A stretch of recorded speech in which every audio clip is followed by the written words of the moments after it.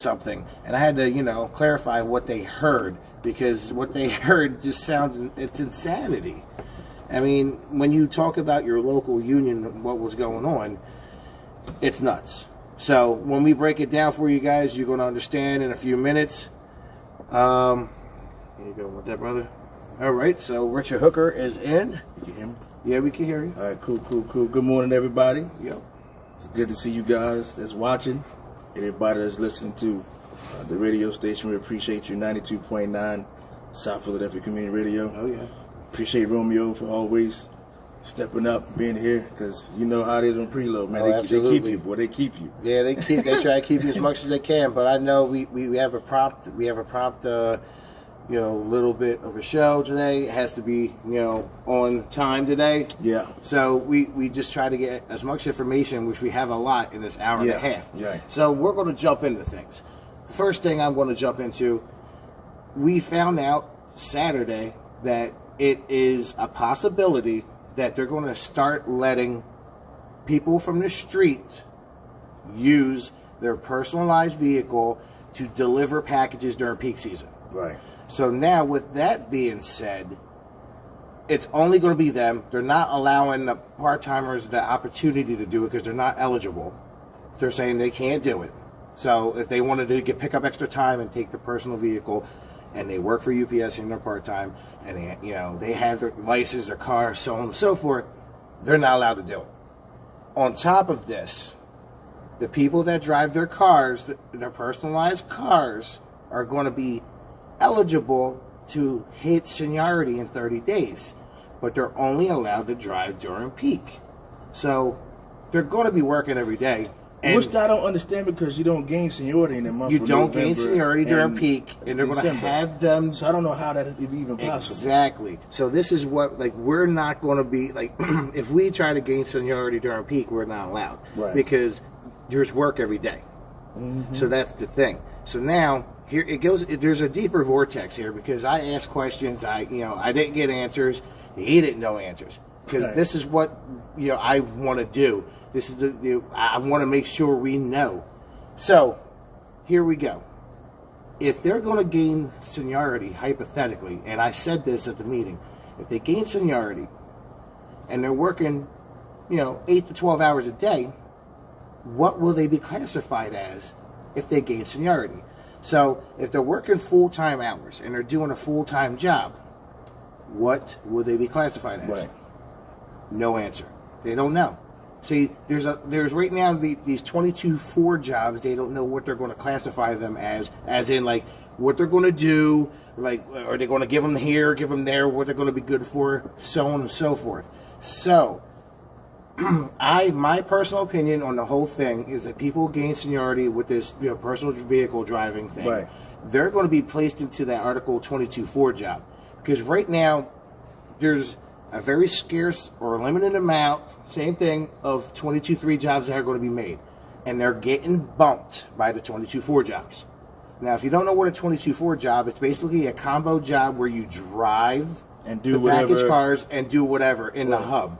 So you're going to need your license. And he said this at the meeting.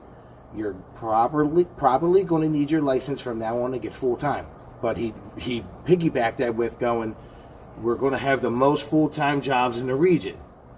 The most full-time jobs, right? Remember, he said that. Right. But he tried to make a bad thing look good. But it's like, if you've been at the UPS for 19, 20 years, like we've ran, or if they have their license and don't want to drive, this is the issue we're coming down. Now, deeper into the vortex here, because we keep going deeper and deeper and deeper. Again, another question I asked, because he brought something up where the 22-4 jobs are taking the 22-3s away, and there's going to be more 22-4s. Right. He said they're going to hire people off the street to pull the rail work. Now, the rail work is the feeders or the trailers that come in from the train, right? Right. So, with this contract, they have a thing in there basically saying that they're going to hire more people for that. Yeah, it's supposed to be 2,000 more feeder jobs to pull to pull them off the rails. Yeah, so that's throughout the country, right? Right. All right. Now, They're going to divvy that up just like they divvied up the jobs. So as of right now, our region is getting 75 full-time jobs for part-timers to bid only. Right. Now, here's where the problem lies. He said that those rail jobs are going to take away from those 75 jobs. And the 22-4 jobs. And the 22-4 jobs are going to take away from those 75 jobs, right? Yeah, from the 22-3 jobs. Yeah, from the 22-3 jobs. So, in a hypothetical land, if they had hired 10 feeder drivers or rail drivers or CDL drivers, that takes away from the 75, leaving 65 full-time jobs. Now you got the 22-4 jobs, and that might fill up the rest of them, and there ain't going to be no more 22-3. And that was one of the issues people were having with this contract. Oh yeah, because if it all came to light, right? If you were promising us, say, I can't remember the correct number, but say they're promising us, well, just keep it about the local. Yeah. They're promising us 75 jobs for this local. 75 jobs a year, right? No, 75 for the length of the contract. No, 70. It's sure, because the way he said 25. Excuse me, 25 jobs a year. Excuse me, 25 jobs a year. So let's just say you're looking for a 22-3 job. Yeah. And they get rails and they get the 22-4s, and then you won't be able to get the job. No. So somebody said it takes it away from it. Somebody said, can full-timers deliver packages during peak? He made it very clear that if you work for UPS, you can't do none of this stuff. Matter of fact, I'm about to read y'all something. All right. For everybody that was there at the meeting this Saturday, you seen how it was delivered to us, the message. It was saying that, there's nothing that we can do. Yeah. UPS, pretty much do what they want to do. Arbitration and all these things. And at this point, there's nothing that the unions can do, whatever. But I'm going to read you a response from a newly elected principal officer. And I say that because we have an election. And a lot of people feel as though, oh, man, because we hear all the time, you want to change the world and this, that, and the other. We're not trying to change the world. We're just trying to change this local, one member at a time. It's a start. Right. So let me get back to what I was about to read. Now, this was from a newly elected leader, and I trust this leader because in 2016, this leader, at the time, he was just a shop steward, was at the convention, fighting for his members. All right. Standing up against the IBT and the HOFA and all them just like a couple people I know. Exactly. Also, when it came contract time, he also was fighting to get a better contract. Yeah. So let me read you what he said about this whole PVD thing. Enlighten us. And then I want you to compare it to what we heard from Bill Shanahan, our principal officer. All right. It said UPS informed us of their intent to use PVDs for P. That is personal vehicle drivers. Vehicle drivers. They are doing this all over the country. We told them flat out no. Now, what did our guy say? Oh, well, they could do exactly. Arbitration. We can't do nothing. Our hands are tied. Right. Now, Local 804 does not agree to this. We feel it absolutely violates our contract, and they did not negotiate this. Yeah. In a typical response, they mentioned it's coming from above and a competition with Amazon. We bluntly told them we do not agree, and we will use every means necessary to fight this. Right? Every means. Right. Unfortunately, a local just lost this arbitration this past August and lost it. I think it was 704, right? No, that was 678. He briefly mentioned it. 688, 678. They're the ones that lost it. It says, speaking on behalf of the entire staff, the company can continue to lie and negotiate in bad faith if they want.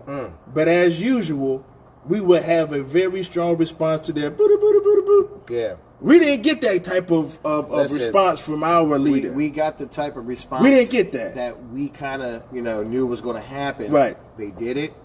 We got to, oblige by it. Right.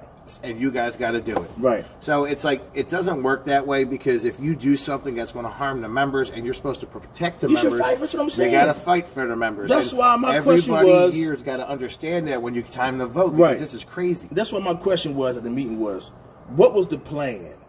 Because UPS. What's the plan of action? Right. Because UPS is going to violate it. They're going to do what they want to do. So what is our plan to respond when they do this? What is it? Well, I mean, what are we going to do? No. Don't call on the IBT because we already know what they're going to do. Listen. So what are we going to do at 623? I mean, what are we going to do? I've been to a lot of union meetings, and this is the first time I can say that I literally stumped Shanahan twice with my questions. And I looked at the hooker, and I said, wow. I said, he doesn't have an answer to the questions. And you're bringing something to the people. You got to ask questions yourself, and you got to cover all areas because you know you're going to have a hall full of angry people, number one, because of what's going on in the hub. Because you're not there. Everybody else is there, and they're getting harassed, pay shortages, so on and so forth. Some people are frustrated because they've been there for 20 years. They're not full-time. They're going to come already disgruntled. Now, that when you bring something that piques their attention and they're like, oh, now everybody has questions, right, and you don't have answers, that's a bad leadership right there from the rip. And think about it, it is. It really is. It was 3 months. It was 3 months off. You had time to prepare. And you know what? I'm going to be honest. Even though we're running against them, I felt bad because, in my opinion, I thought that when we went to this meeting, I thought it was going to come out like, yeah, we're going to do this, bang, bang, boom. But, well, hey, how you doing, good brother? Congrats again, white paper ballot. Nobody ran against y'all. Nice. You know, you guys doing amazing work over there. I just wish that when he came that, yeah, we're going to do this, we're going to fight. But that, especially before the election, you kind of want to give your engender hope to your people, especially of something like this. UPS has blatantly disrespected the collective bargaining agreement. And it's being allowed. I mean, listen, can't we say no to the IBT? Isn't that our right? Honestly, not with these guys. No, I'm just saying, like, if they do something that we don't agree with, can't we say no and fight with them or against them? But, I mean, saying it and doing something about it. I'm just saying, we have the right to fight. Yeah, you have the right to fight, but why not fight? I mean, seriously. Because you see the response that they had, the 804 guys did. What?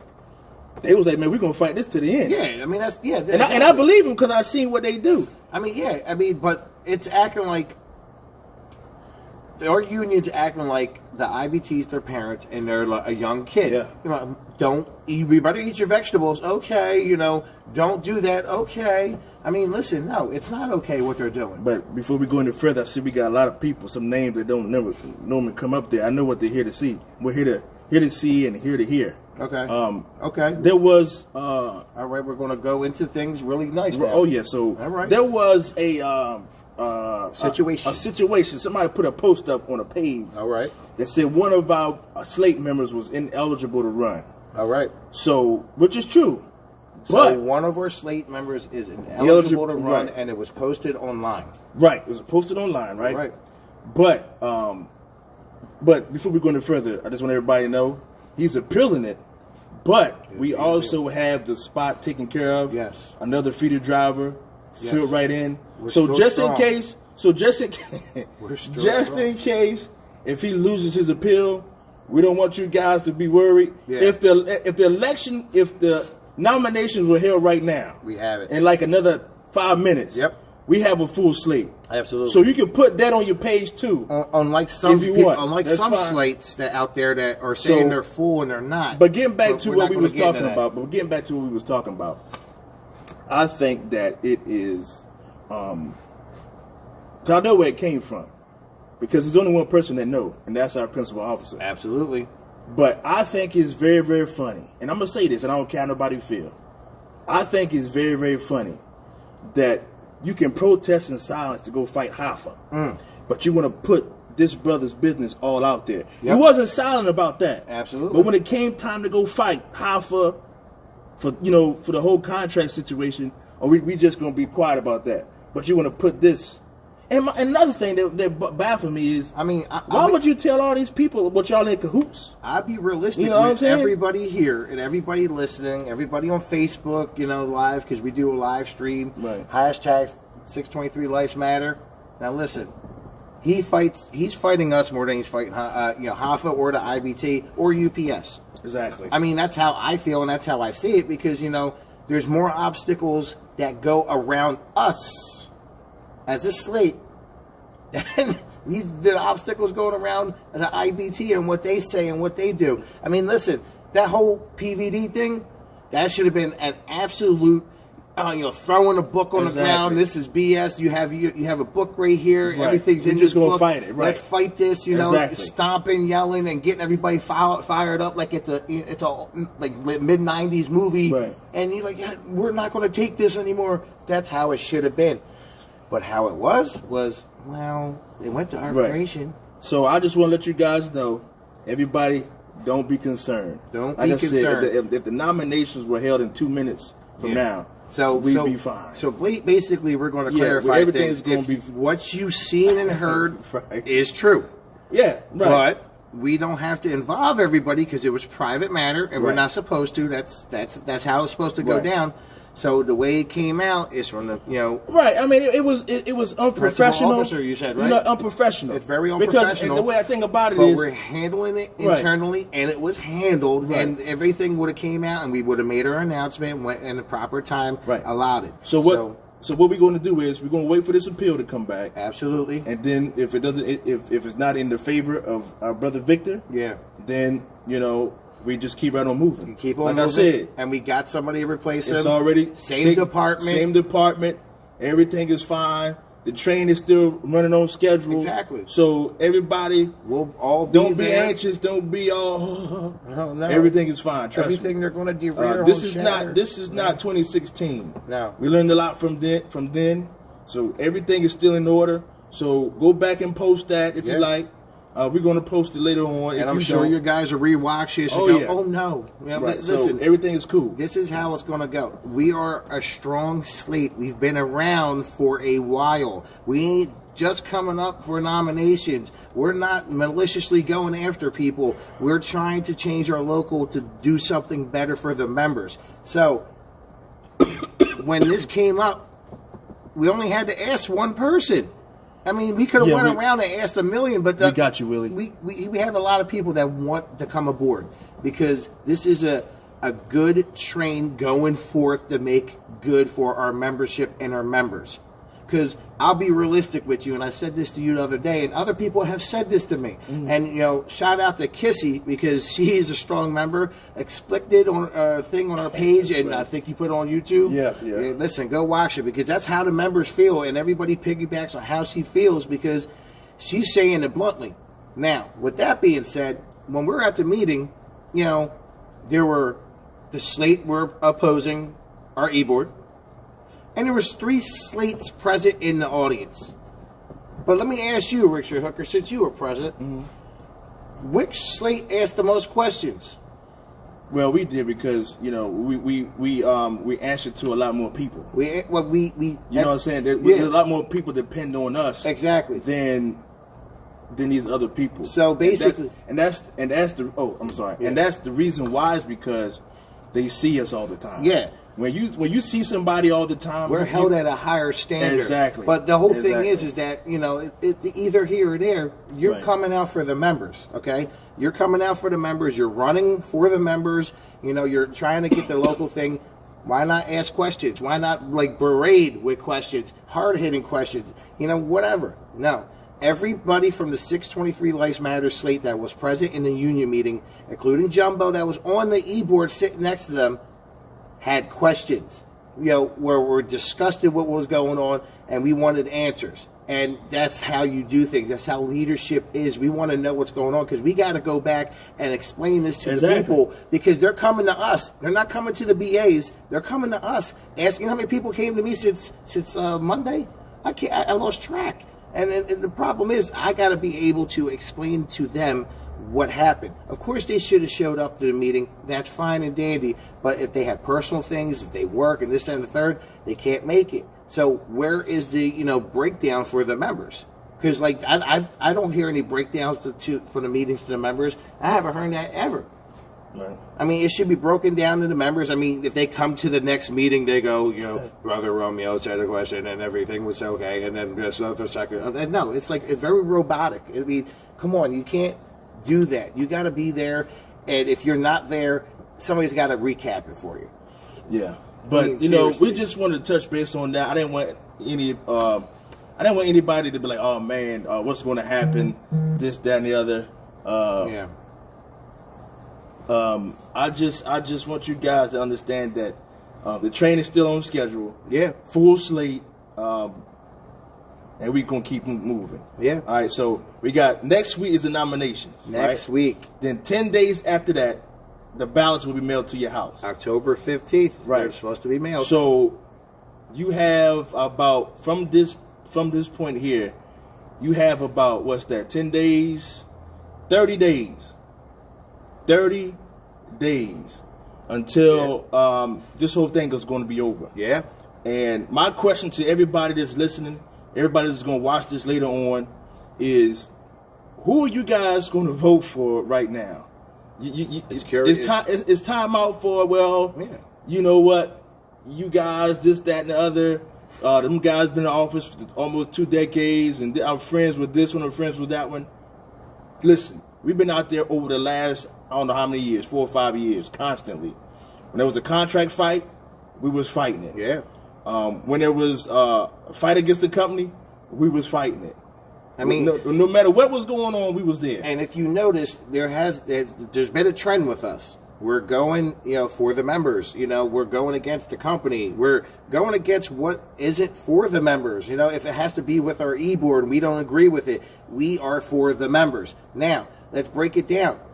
We're not fighting slates. We're not, bashing slates. That's not for us. We are for the members. I mean, you got to remember that. We're not out here to bash people. I mean, that's not our campaign strategy at all. We are here to educate the members. And like I was saying, the part-timers, you want full-time? I mean, listen, you got to vote for somebody that's going to fight for you. Because right now, as it's seen, there is probably less chance of a part-time member that's got high years to get a full-time job if they don't want to drive. And that's scary because they're giving more power to the people that are coming off the street to get full-time than they are the members within. And I had a close member to me, at the meeting. He pulled up a chair and basically almost cried on my shoulder because he was physically, emotionally, mentally upset because he's been with the company for a very long time. And he was like, I can't believe what I'm hearing. They're basically not, I'm not going to get full-time. And I put so much blood, sweat, and tears into this company and waiting my chance just to be knocked down again. Right. I mean, and it's not like he's being knocked down because he has low seniority. He's been there 19 years. He's being knocked down because now he don't have a driver's license. And it's going back to the way it was back then where you needed a driver's license to drive the ramp. Right. Now, if you need a driver's license to do Article 22.4 work, it's like, hold on, man. It's like, I've been here so long, and I want to get full-time. I'm following all the procedures. I'm filling out dovetails. I'm signing bids. And other people I know now are going full-time that are part-time. I went to, when I campaigned, I was like, oh, what's up? He said, oh, I just got full-time. How are all these people getting full-time when there's no jobs listed for part-timers? Well, it's election time. Yeah, exactly. So, election time, you can get anything right now. Listen, they're trying to do, and listen. It's insanity. I really don't even want to talk about those guys too much because I really want people to focus on who can stand up to the company. Yeah. Who can stand up to the IBT when they do not do what they're supposed to do. I mean, and I want you guys to really focus on that because it's not really about who's in office, because we all know that we need a change. I talked to a lot of the guys who's been supporting them for years and years and years. I had one of them I'm talking to. He talked to me like my whole lunch break, and I'm telling him, listen, you see what's been going on. And the first thing he said, well, Shanahan knows this. I said, well, how has that helped us? How has it helped us? It's crazy. And he couldn't give me no answer. And I keep going through all the facts, all the numbers, all this, all that. And people know we need it, but they have a hard time. They have a hard time grasping it because, listen, I grew up with these guys. I'm friends with them. I did this with them. They did that. And I get that. But I've been there before. I was loyal to them just like you guys. Yeah. I've been there. I'm talking from experience. But I know what you're talking about. Unfortunately, you're supposed to be. You know, it's like, okay, if they're leading us and, you know, you're supposed to be loyal to your leaders. Right. Until you find out things to yourself, exactly, you got to make a judgment call. You got to make a change. And, I mean, if you know what's going on and then you continue to stay, shame on you. But it's like, it's a whole crazy situation. It's like I tell people now, because a lot of these slates are banking on friendship votes. And I'm telling you this, people, just because people are your friend doesn't mean they could do the job properly. And it's not a dig, it's not a shot, it's just how it is. I mean, listen, you could be best friends with somebody, they get into a higher position, and then they crap the bed, so to speak. Right. So you got to understand, oh, just because I know this guy for 20 years and we're cool, you know, I'm going to give him the vote. No, this is not how it should be voted. You have the right to vote who you want, how you want to, fine. But I'm just letting you guys know, a lot of people are going, oh, I got a lot of friends here. I'm going to get the popular vote. This ain't a high school, you know, popularity contest. This is, you know, people's integrity, people's livelihood. You know, people that whoever gets in the office is going to, you know, inherit this show of horror and have to, you know, turn into basically a nice statuette, so to speak. But, you know, you got to remember who's going to fight for you, who's going to be there, who's going to do these things, you know, and it's so on and so forth. And it shouldn't be like, oh, well, I'm cool with this guy. I'm going to break this vote up. I'm going to vote for this guy and this guy. You guys are cool, too. I don't know those other guys. But listen, these other guys on our slate that people so don't know, they're out there fighting in their areas and doing those things because we all work jobs. We all do our things. You know, we're all here. We're all on different schedules. So I had some, one of their biggest supporters, well, I don't know, I think he's on the fence now because I kept hitting him, but he wants to really understand this whole bylaw amendment and how that's going to work. Oh, okay. I want you guys to really listen to this. All right. So the bylaw amendment that you helped me. Right. All right. So what happened was this is how it's going to work. Now the bylaw amendment gives if you're in office. Right. I mean, let me predicate that with that. Because if we don't get elected, I don't know who and how they're going to use it. Because you got to remember, I mean, if you're in there now, things are different. Right. So just say Richard Hooker and 623 Lives Matter get into office and we're voted in. This is how the bylaw will run. This is how the bylaw amendment will go if we are fortunate enough to get elected. 6 months prior to the election, the contract being up, this is what we're going to do. We're going to go by seniority for every classification. The number one person in every classification will be on the rank and file contract committee. All right? That's how that would work. Well, Hooker, what if the most senior person don't want to go? Good question. Then it goes to the shop steward. Well, Hooker, what happens if the shop steward doesn't want to go? Then it goes to their alternate. Well, Hooker, if the alternate don't want to go, then it goes back to the next person. You see where we're going with this? We have an answer for the next question. We have a plan to make sure that everybody has a voice at this next negotiation. That it's picked fairly. Right. It's not, oh, I'm going to pick this guy because I know he vote for me. Oh, my or God. I'm going to pick this person because I know they got my back. No, we're going to do it democratically. He's going to spread the word for us, so I'm going to pick him. So, again, that's how that's going to work. Now, another thing that I was explaining to him was the ATM committee. Now, ATM stands for Advisory Team Member. And I came up with the idea based on how an ATM works. Everybody knows when you go to your ATM, you know, you can only pull out what you put in, what you put in your bank. Yep. If you don't have nothing in your bank account, you're not going to be able to pull nothing out of the ATM. Yeah. Same way we're going to use that for our members. If we don't start depositing information, education, engagement into our members, then we will not be able to pull anything out to fight this company. Yeah. I'm going to say that again. Just like an ATM. Ooh. When you go to the ATM, you can't pull out more money that you got in there. Yep. You can't. You want 40, you got 20. It's not going to work. It's not going to work. So what we did was use that same principle. We're going to keep depositing into the membership. So when it comes time for us to make a withdrawal, like for as rallies, standing up to the company, go marching on pickets with other unions. Yeah. it won't be such a struggle. Because when we went to this Right to Work rally, not a couple years ago, man, it wasn't that many people that went, and because there was no deposit from the leaders.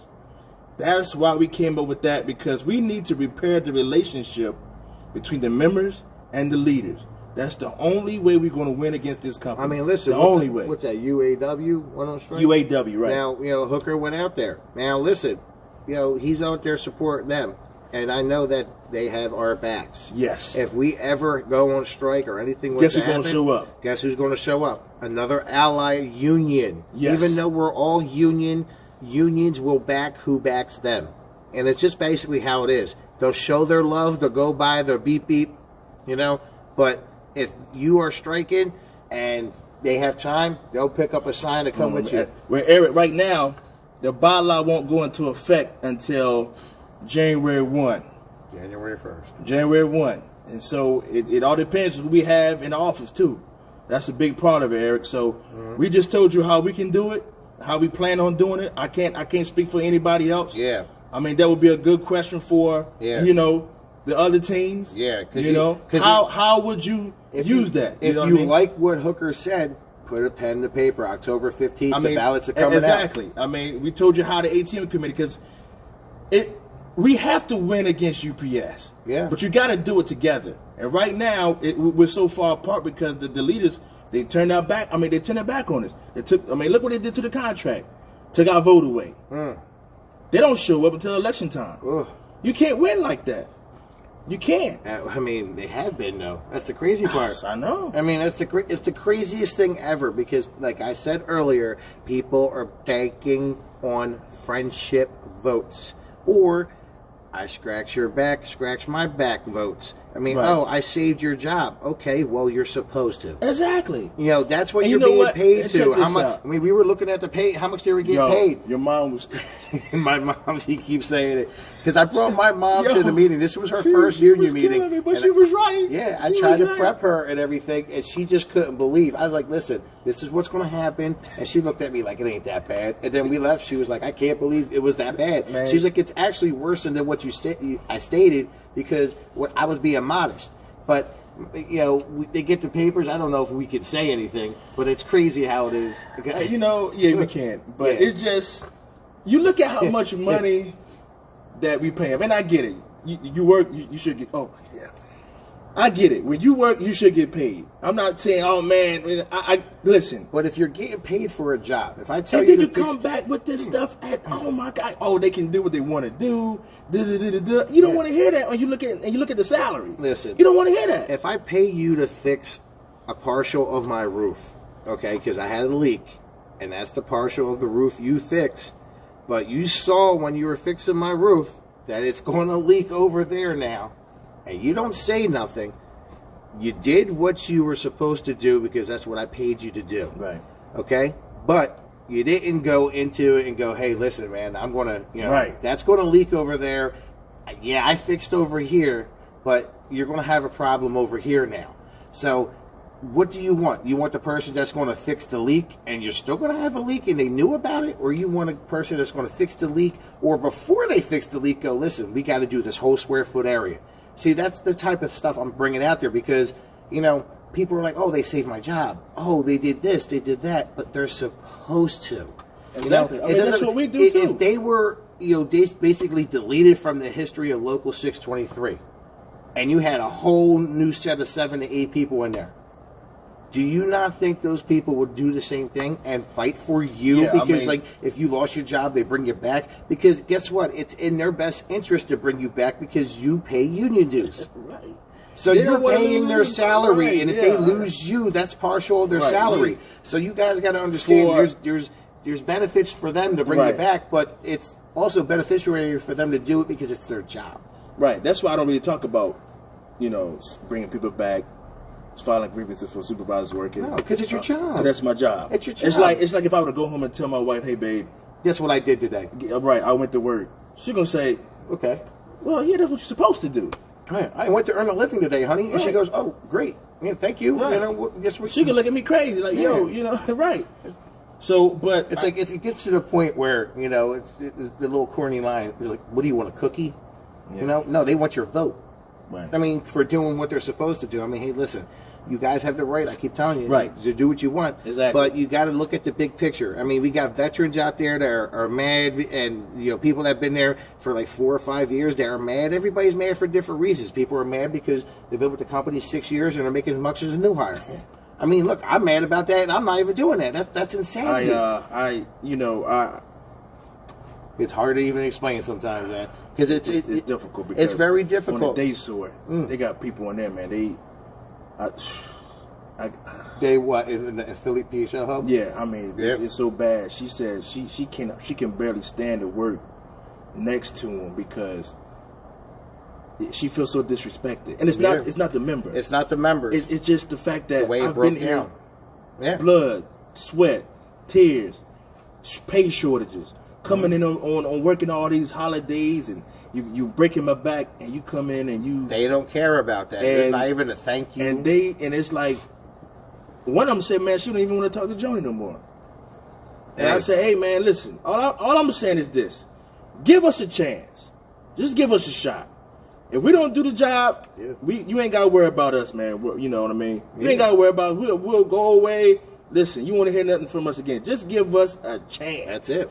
I'm telling you. Because what we got right now, we don't have a chance. What's the excuse now? Honestly, 2016, the excuse was, there's a contract coming. And I get that. And I really understood that. It's totally understandable. Right. But let's ask you this question, okay? And then this is all seriousness because right now it's 2019. Do you still feel that same way now? Do you feel that same way now? Because you guys wanted them back in office to negotiate a contract because they had so much experience negotiating contracts. Do you think that we would have got you a better contract? We would have fought for that better contract. All this, loophole stuff wouldn't have been in there. We would have made sure that because we've been affected by loopholes so many times. We're going to look for it. I mean, come on. The last contract, we voted it down.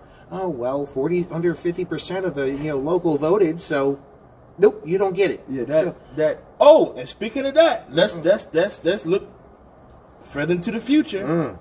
Now, everybody complain about that Constitution and that language. Everybody. All hooked, man.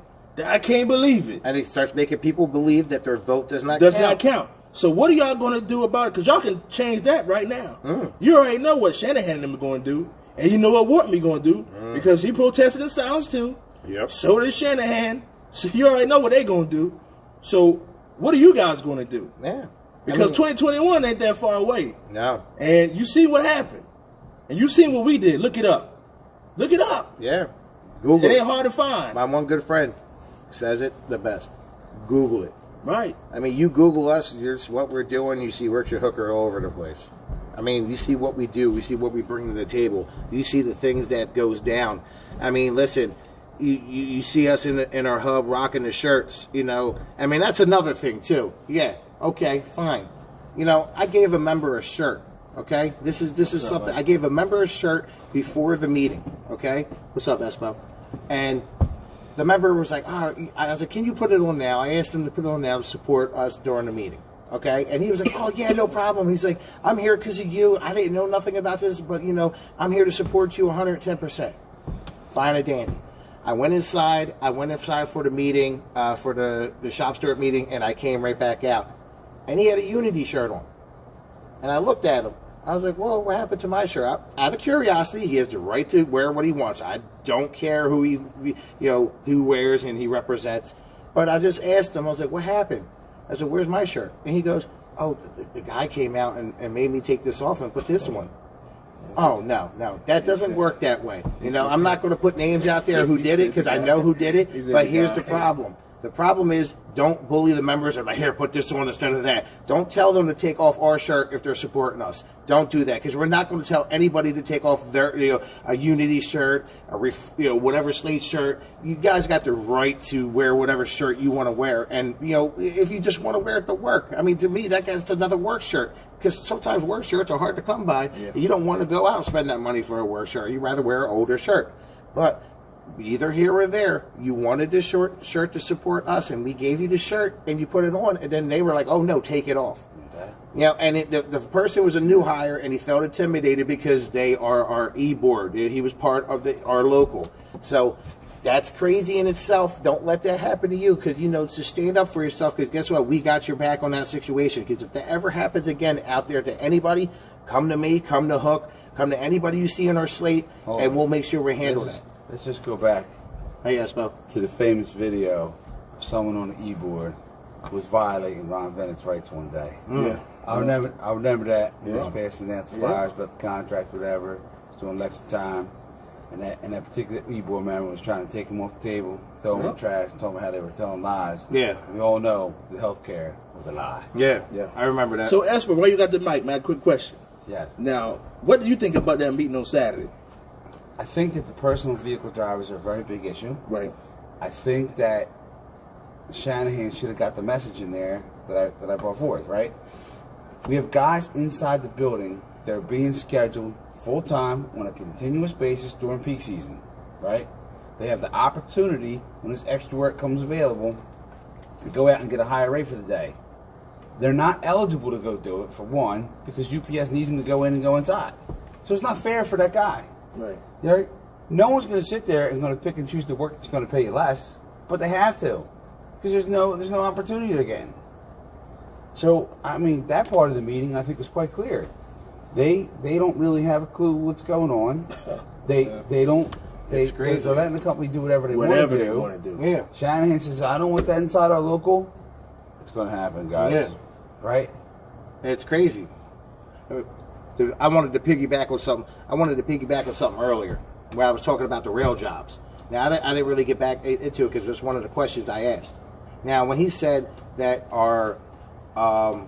the 75 jobs that they have for our local, for the part-timers, are going to be affected by the 22-4 mostly, and rail, that I peeked right up. I said, whoa, the rail. I said, all right, so you're telling me they're going to hire people with CDLs to go get the rail boxes and bring them back? And he's like, yeah. I was like, so let me ask you a question, because we have a plethora of people that work for our local that are talented and have other jobs, and some people have their CDLs as a part-timer. I was one of those people as a part-timer that had my Class A CDL. Now, with that being said, I said if they are certified to do it, if they had the CDL Class A, will a part-timer be eligible for that rail job?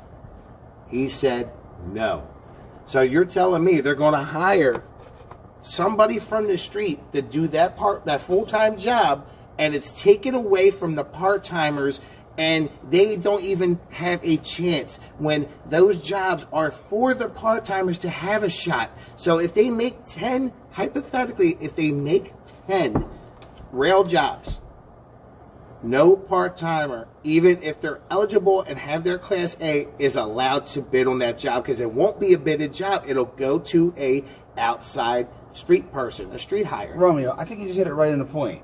Those jobs, when they become new jobs, are supposed to get into that little slot of 5,000. Yeah. And they're supposed to go to part-timers first. Yeah. Right? Yeah. So they can go do the job. Shanahan's like, no, we can use whatever we want. Drivers or I think they're basically hires. telling them that this is what's going on, because he came out before that and said the 22-4 jobs are taking over the 23, and they're taking the place of them, and they might have a couple 22-3 jobs.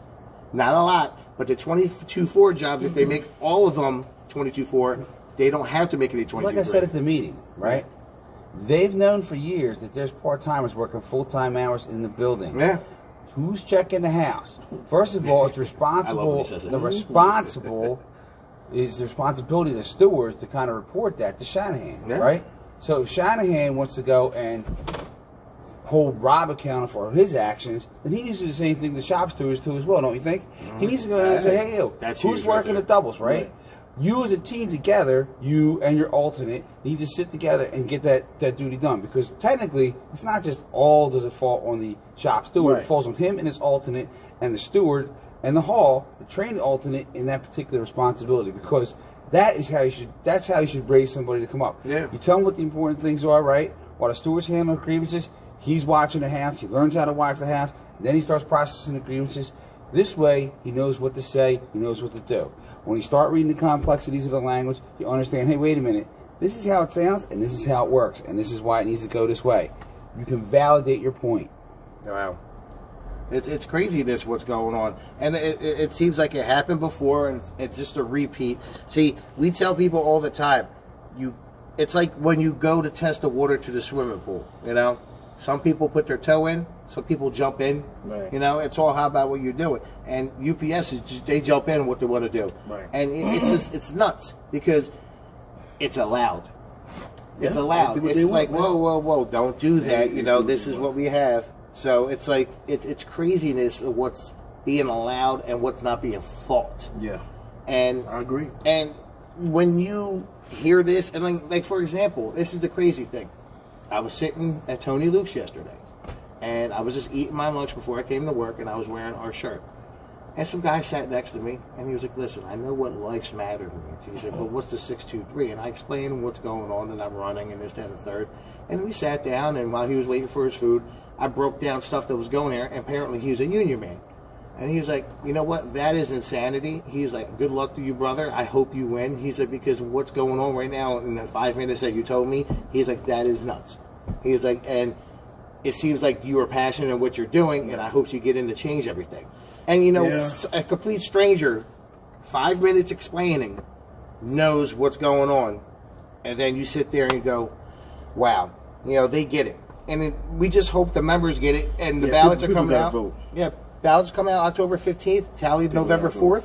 I mean, we got 20 days to get that vote out, and it's very crucial if you don't get it by the 22nd to call the hall, because if you don't call the hall and let them know, what's going to happen is you're not going. Your voice ain't going to be heard. You're going to be here voicing your opinion out in the hub, saying this is messed up, but you know you have the right to vote. But don't pen the paper. It's going to be a paper ballot. That's what people got to understand. You're not going to be calling in and putting your vote in via telephone. You're not going to go online and go to a website and put a code in. It's going to be a paper ballot with all the slates, and everything underneath the slate is the person and what position they're running for. So that's how it's going to go. You're going to check off the slate, which that's what we ask. Yep. 623 Lives Matter, slate, and if you have the right to vote individually, you know, as I always tell people, if you want to vote individually, it's on you. But if not, you got that. That's it. I'm making my own slate. Coming out right now. Okay. 623 Unity. Oh, you know what? It was funny. Unity 623. Oh, it was funny. When we had a meeting with Wharton B. and I keep forgetting. Yeah. Wharton B. and the president of our local right now. He wanted to change the name to 623 United. That's what he wanted us to be. You know what I mean? So wouldn't it make more sense to say Unity 623? Because let's be honest, right? We all know the movie with Eddie Murphy, The Distinguished Gentleman, right? Yeah, you were talking Let's talk about that, right? Yep. He used name recognition to get in. Yep. Right? So everybody be careful what you do with the ballots this time around. Make sure you're voting for the right slate. Yes. Hashtag 623 Lives Matters, the hooker slate. You got to understand. You need to pay attention to this ballot more so than ever before. Absolutely. Right? Yeah, because... And you can tell that these other people here, as in most elections, right, are coming after not the people that are in office, because they're coming after us. Individuals. They're coming after 623 Lives Matters. Because their slate isn't unity, it's 623 something. Whatever you want to say. Reform. Right. You know what I mean? That's what they're looking at. Right? They're coming straight after us. Okay. Because they realize that they want unity to win again. Oh, I got you. You mean? They want unity to win again. That's all I can say. Because if you really wanted to, like Rob, right? Not knocking at Rob.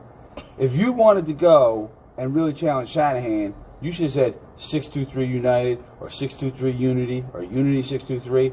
Because you want to get the votes from Unity. That's where you want to get your votes from, right? Because you know they're the front runners, right? I mean, that's what you're really doing, right? Or are we the front runners? I don't know. We are. We are. Yeah. Like you said it right from the beginning of your statement. Who's everybody coming after? No, it's a shame that no one's focusing on what's going on in the house. Exactly. They focus on people who trying to fix the house. On the people who are at the house and what the house is doing. It's like a magic. Right? It's like a magic trick. When you guys see a magician try to, they put a ball in their hand and they shake their hand in the air, and you're looking at that hand. What happens? The other hand is putting the ball that was actually in that hand in the pocket. So you don't see him doing that, but you see him shaking his hand. And that's what people are doing now. Right. Shaking their hand, and you're looking at the hand like, whoa, I'm interested. What's in that hand? I wonder if we made Unity 623 Lives Matter, right? Would people vote for us more? Right? Would that be the edge that we needed? Right?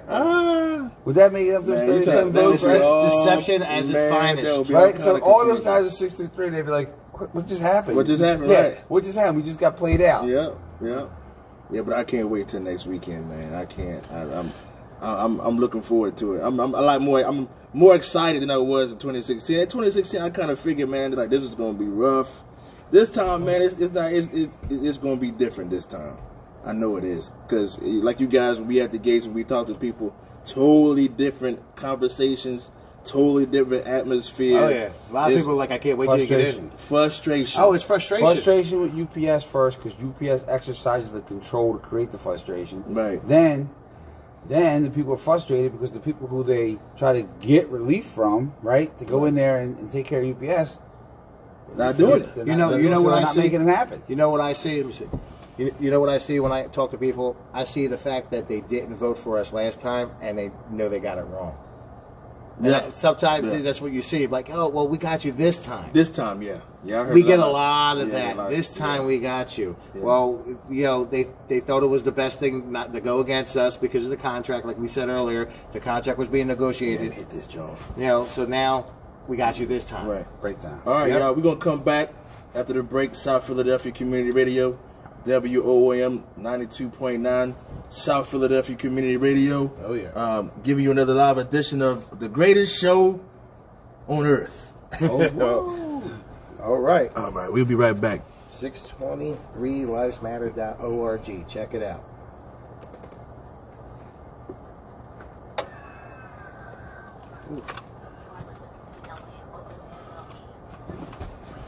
Yeah. What's up, good people? Yo, we got about 10 days till we nominations and everything start. You guys know who to vote for.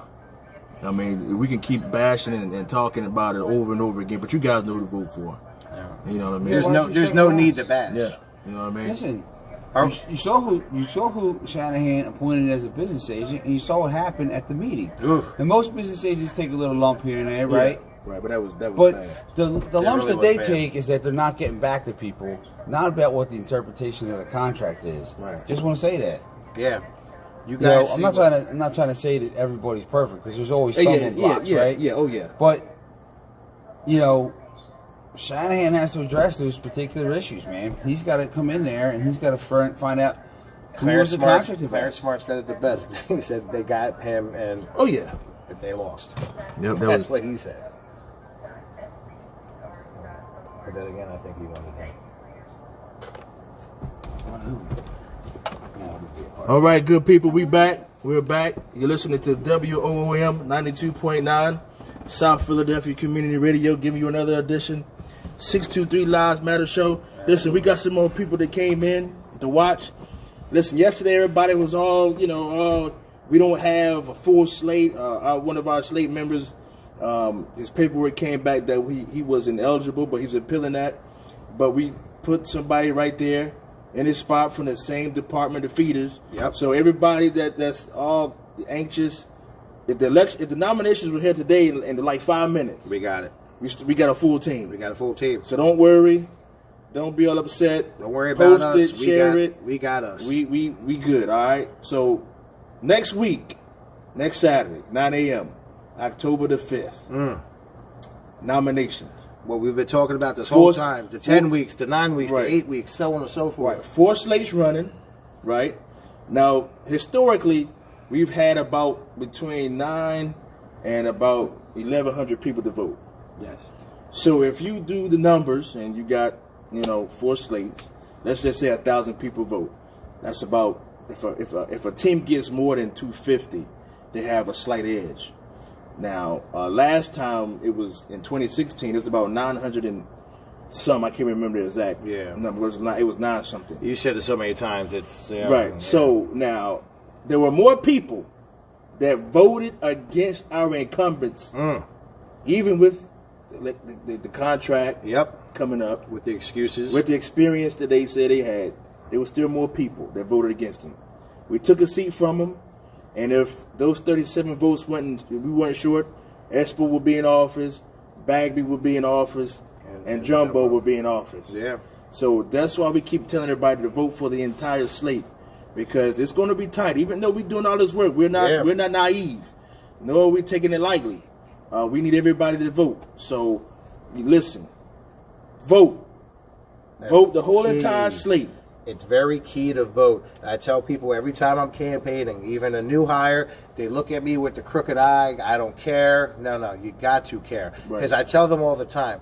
Once I catch their attention and they talk to me, the first thing I tell them is that the ballots are coming out. Right. And then they're like, for what? And I tell them for the local election. And after they go, well, what's that? And I break it down to them, and they're like, well, I don't really care. I'm like, well, listen, here's the problem. Your predecessors, the people that were in your position before you, that were new hires, and they had to vote for the contract, they didn't care. And they didn't vote. By them not voting, you didn't get $15 an hour.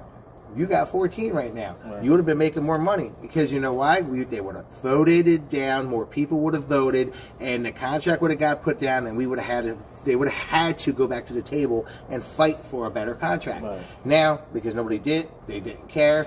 Here we lie. But I still think, man, this just me, and I remember talking about it to them guys in office at the meeting, that you can't. To me, this is just me, Espo. You go with the member. Always go with the member, and then you fix the language in the Constitution. Always go with the member, because the member's the one that's paying you. Yeah. The member's the one that's working. You never go against that. Yeah. You know what I mean? I just, that to me bothers me, man, because when you go against the member, then when right to work people start coming and talking and start pulling away at your numbers, then you want to get mad. Yeah. When they start pulling away the dues money because you didn't do what they asked, right? You'll understand real fast. Yes, you will. Yes, you will. When the bank account starts dwindling, right? You'll get it, right? You get it, yeah. Right. But the key thing is too to explain to the member what they can and can't do and how they can make the change. Right. Right. We asked them how to make a change. We did the bylaw change. Right. We saw what the difference was. Right. People got involved. They wanted to start talking about something. That's the kind of organizing efforts that have to happen. Exactly.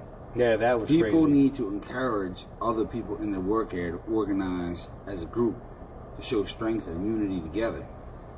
Because, one guy in the box line could be getting screwed. One guy in the PD wall could be getting screwed. In the secondary, in the sewer aisle, right?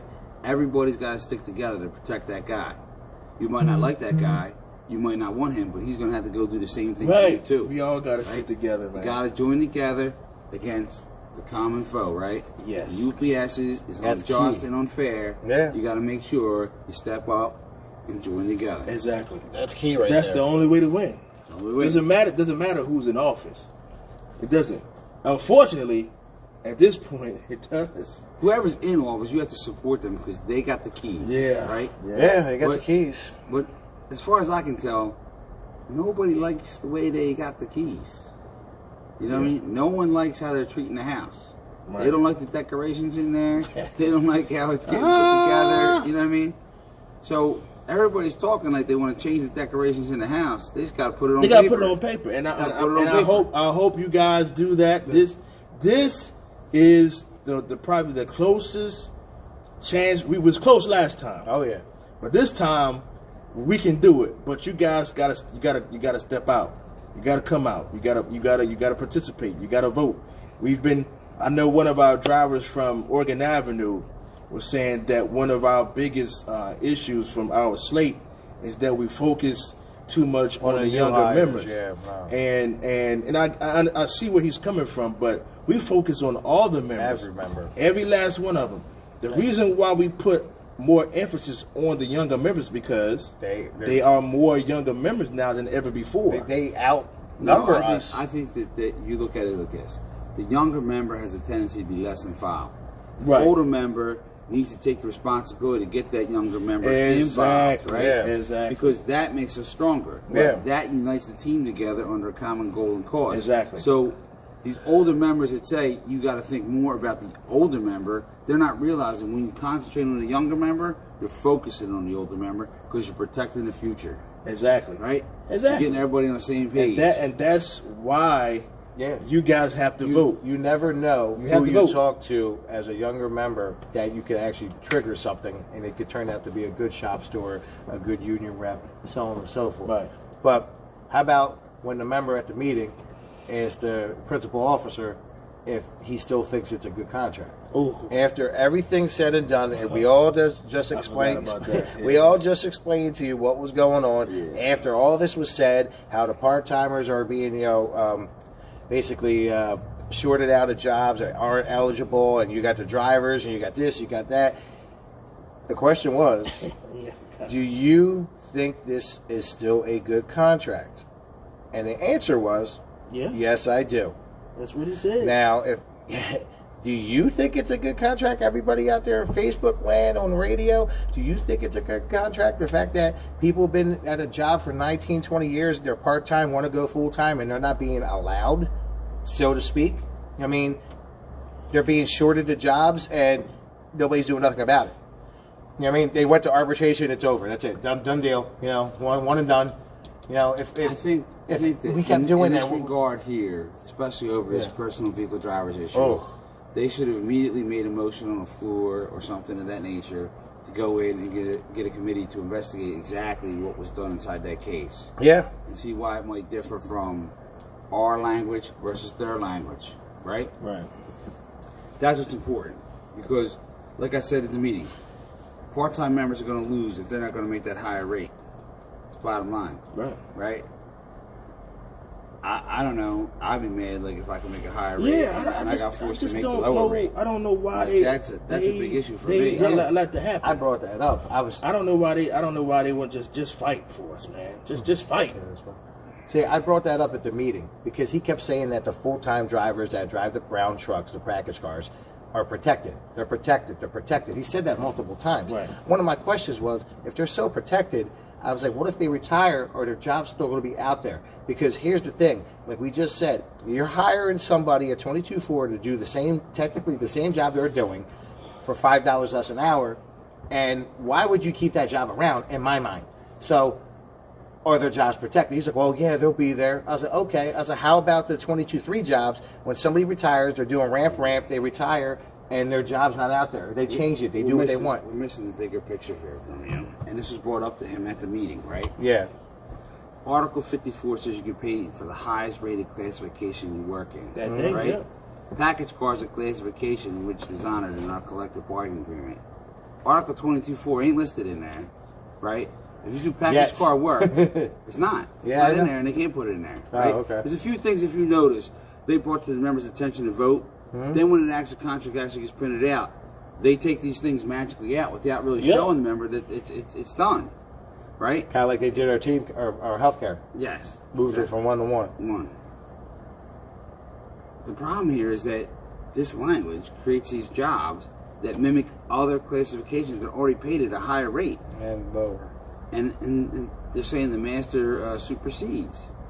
The contract inside our local says, oh, wait a minute, it's $37.49 for preload work, and it's higher for package car drivers, right? $37.51, right? Then you got to pay that rate. You got to pay the $37.51 all day, right? Because you could have package car drivers. I mean, they do it now. They'll come in just like Rob Warrenby. He comes in, he works the preload for 2 hours. What really classification is Rob Warrenby now? Is he in Article 22.4? Because he's really doing what an Article 22.4 is doing. He's working a preload, and then he's going out on the street. Right? Yeah. So, to me, if I was UPS, I would challenge and say, well, no, you might be a regular package car driver, but I got to pay you for the highest rated classification you work in. That's what the collective bargaining agreement says. You're a regular package car driver, that's fine and dandy, but I got to pay you for the classification that you work in. And, well, technically, you worked in this classification because you worked the preload that day. Right. You know what I mean? Like, how do you justify people doing the same work but making different money? Yeah. And you know what? That's one of the reasons why UAW is on strike. Yeah. They explained to me when I was out there. They said, you got a guy who's putting the headlights in on the right, on the passenger side. You got another guy putting the lights on the driver's side. The guy on the driver's side is getting paid $10 more. Why is that? Why is that? That's crazy. Well, I had a question brought up on our page. I want to bring it up here since we have a couple people that are very knowledgeable on the situation. I know you are as well. Overtime. Okay? So the issue is if you work over 5 hours in a shift, okay, say you work, this is what, say you work 7 hours.